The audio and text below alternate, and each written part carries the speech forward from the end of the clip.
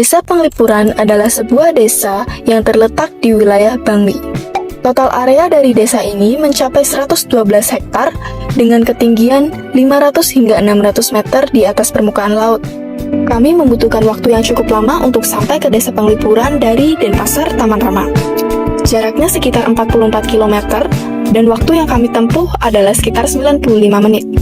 Nah, berdasarkan data ini, kita dapat menentukan kecepatan rata-rata dari bus yang kita gunakan. Rumusnya, jarak dibagi dengan waktu. Jaraknya 44 km dan waktunya 95 menit atau sekitar 1,5 jam. Jika dibagi, kita akan mendapatkan hasil 27,8 km per jam. Jadi, kecepatan rata-rata dari bus yang kita gunakan adalah 27,8 km per jam.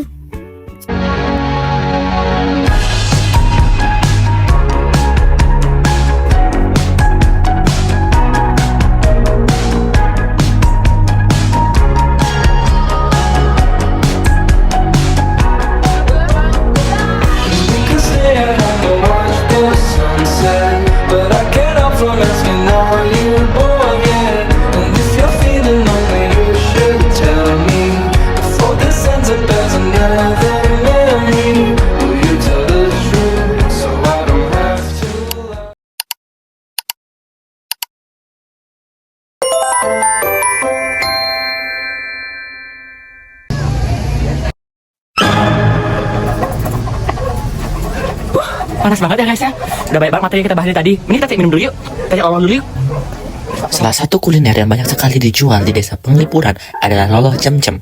Loloh cem-cem sendiri merupakan bukti bahwa masyarakat Desa Penglipuran dapat memanfaatkan sumber daya alam mereka untuk menjadi salah satu sumber mata pencarian mereka berkaitan dengan inovasi sains dan teknologi untuk mencapai keseimbangan kemanusiaan dan kesejahteraan di Indonesia. Desa Penglipuran sering sekali dianggap sebagai desa yang tradisional. Mereka tetap mengikuti perkembangan teknologi seperti untuk pan snack dan juga minuman agar tetap dingin. Mereka menggunakan kulkas dan juga freezer, dan juga untuk bertransaksi pun mereka juga sudah menggunakan kris dan tidak hanya uang tunai saja. Udah ya guys, kita udah beli loloh, kita udah segar sekarang. Ini kita cek souvenir dulu yuk. Kita sambil wawancara juga yang betul sebenarnya yuk. Selain loloh cem-cem, masyarakat Desa Penglipuran juga banyak sekali menjual cenderamata seperti tas, gelang, kalung, kamen, dan juga yang lainnya. Hal ini merupakan salah satu bukti kreativitas masyarakat yang dapat dijadikan sebagai salah satu sumber mata pencaharian mereka juga.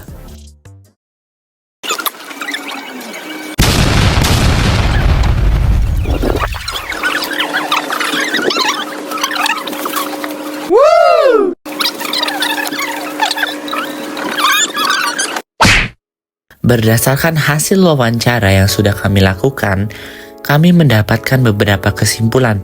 Di antaranya yang pertama, terdapat lembaga keuangan di Desa Penglipuran. Salah satunya adalah LPD atau Lembaga Perkreditan Desa. Yang kedua, modal usaha setiap rumah bermacam-macam. Ada yang meminjam ke bank, ada juga yang meminjam ke LPD, namun juga ada yang berasal dari modal sendiri. Yang ketiga, tidak hanya pedagang, namun masyarakat Desa Penglipuran juga ada yang bekerja sebagai pegawai negeri.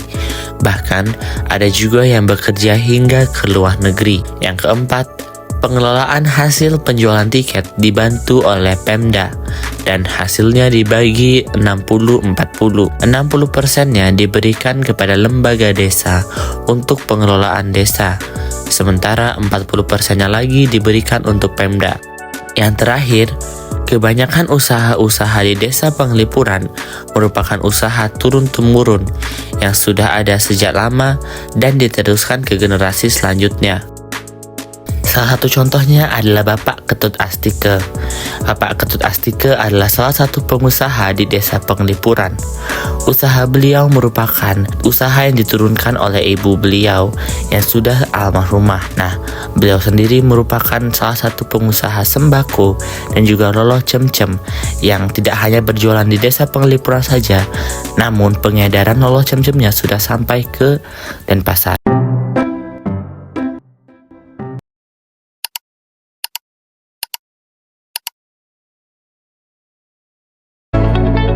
Fenomena dan gejala sosial yang ada di Desa Penglipuran. Nah, jadi sebelum kita masuk ke materi, mari kita mengenal apa itu gejala dan fenomena sosial. Jadi, gejala sosial adalah fenomena atau peristiwa yang menandai munculnya permasalahan sosial di dalam masyarakat. Sedangkan, pengertian dari fenomena sosial adalah gejala-gejala atau peristiwa yang terjadi dan diamati dalam kehidupan sosial. Salah satu gejala sosial dan fenomena sosial yang ada di Desa Penglipuran adalah gejala sosialnya melakukan perselingkuhan, sedangkan fenomena sosialnya yaitu diasingkan di kawasan Karangmemadu. Nah, ngomongin tentang Karangmemadu nih, jadi keinget sistem pernikahan adat sana yang sangat menarik perhatian publik. Jadi, di Desa Penglipuran terdapat adat yang berlaku terkait pernikahan, yakni pelarangan poligami terhadap penduduknya. Apabila terdapat warga yang melakukan poligami, maka ia akan mendapatkan sanksi. Sanksi di sini adalah sanksi yang diberikan berupa pengasingan, di mana warga yang melakukan poligami akan ditempatkan di tempat yang bernama Karangmemadu. Karangmemadu adalah kawasan paling pojok Desa Penglipuran, dan selain itu, mereka juga dilarang melakukan perjalanan dari selatan ke utara, karena wilayah utara bagi warga Penglipuran adalah wilayah yang paling suci. Mereka hanya boleh melewati jalan di selatan Balikulkul. Balikulkul merupakan bangunan tinggi tempat kentongan di desa. Masyarakat Penglipuran juga memiliki pantangan untuk menikahi tetangga yang bertempat tinggal di sebelah kanan, di sebelah kiri, maupun di depan rumah mereka, karena mereka sudah menganggap satu sama lain sebagai saudara.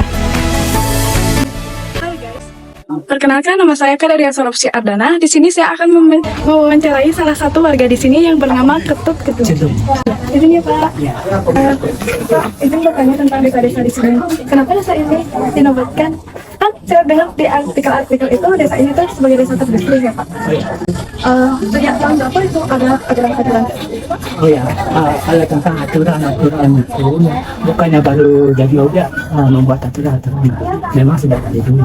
Orang tua kita dulu sudah tentang kebersihan sudah sudah diajari anak itu cara membuang sampah. Lalu di sini pembuangan sampahnya dibawa kemana ya Pak? Kalau sekarang itu sudah dibuatkan tempat sampah. Itu paginya masyarakat di sini masing-masing rumah menyapu, dikumpulin, nanti sorenya atau paginya besok pagi itu ditaruh di tempat sampah. Per hari diambil sampahnya atau per minggu? Per hari. Iya.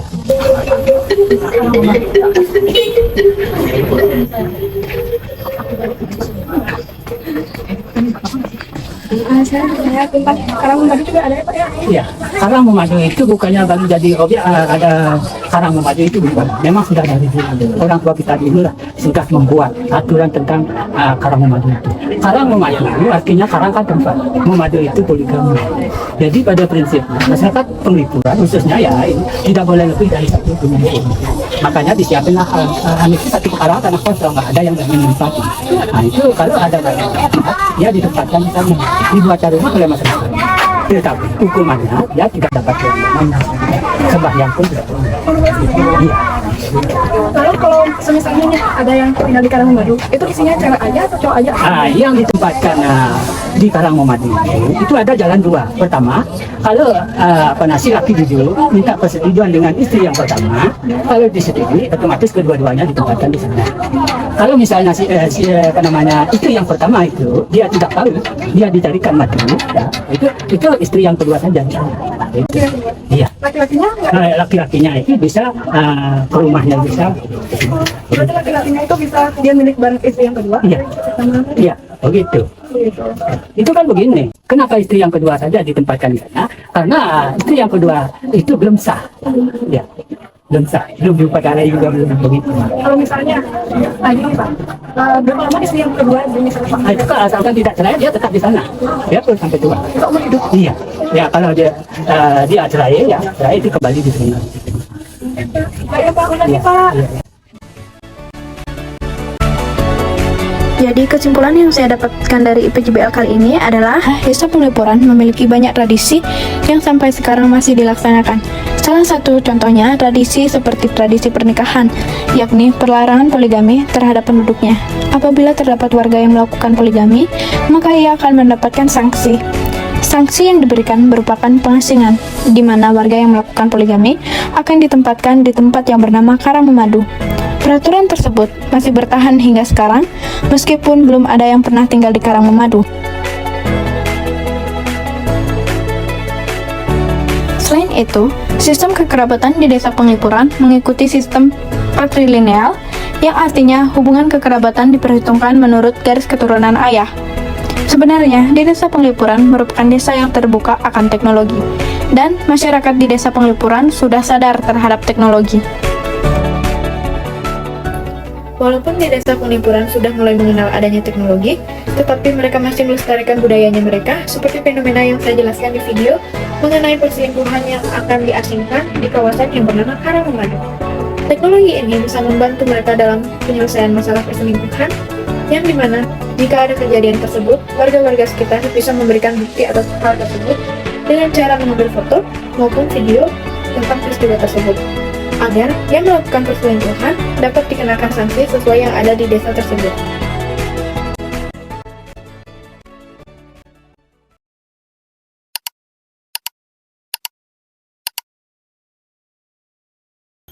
Halo semuanya, nama saya Bagus. Saya mendapatkan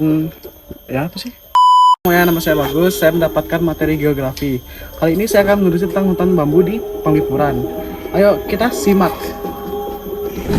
Desa Penglipuran sangatlah terkenal dengan hutan bambunya. Hutan bambu di sini sangat berperan penting dalam sumber penghasilan dan bisnis untuk masyarakat Penglipuran. Dan contohnya seperti hutan bambu bisa jadikan bisnis pariwisata dan posisi dari desa tersebut di Bali dapat sangat gampang dijangkau.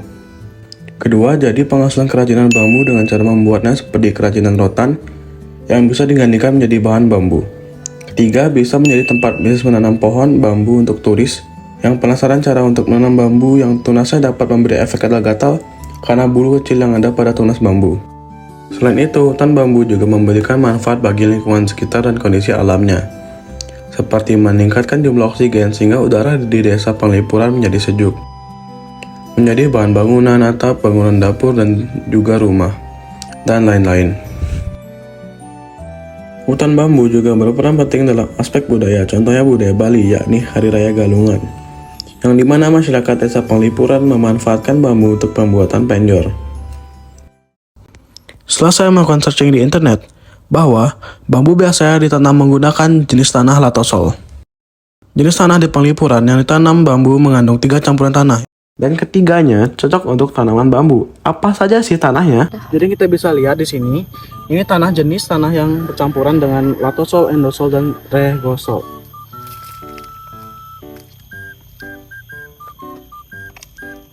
Kali ini saya akan menjelaskan 3 pengertian jenis tanah tersebut. Yang pertama, regosol.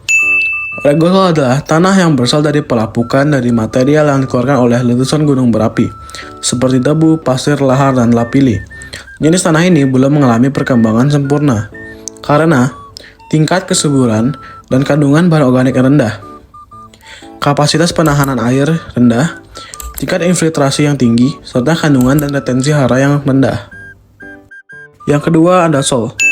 Andesol adalah salah satu jenis tanah vulkanik di mana terbentuk karena adanya proses vulkanisme pada gunung berapi. Tanah ini sangat subur dan baik untuk tanaman. Warna dari tanah andesol coklat keabuan. Tanah ini sangat kaya dengan mineral, unsur hara, air, dan mineral sehingga sangat baik untuk ditanam. Latosol. Latosol adalah jenis tanah tua yang horizontalnya telah terdiferensiasi. Tanah latosol memiliki kandungan bahan organik bervariasi dari rendah hingga sedang. Lalu setelah diukur tingkat pH tanahnya, hutan bambu memiliki tanah yang cukup masam, sedangkan pH tanah terendah adalah 5,2 dan normalnya 6,6. Tanah hutan bambu Desa Penglipuran mencapai angka 7, yang dimana hampir sesuai dengan kondisi tumbuh bambu, yaitu tanah dengan pH 6,5. Jadi dengan itu, peran tanah di sini menyediakan unsur hara bagi tumbuhan bambu untuk hidup dan menjadi tempat berbagai mikroorganisme yang penting, yang juga menjadi pendukung komponen dalam ekosistem hutan bambu dan juga menyediakan sumber makanan bagi manusia, air, dan juga oksigen. Maka dari itu, perlu adanya partisipasi warga setempat untuk menjaga kelestarian hutan bambu beserta komponen di dalamnya. Sekian video dari kami, thank you. Bye-bye.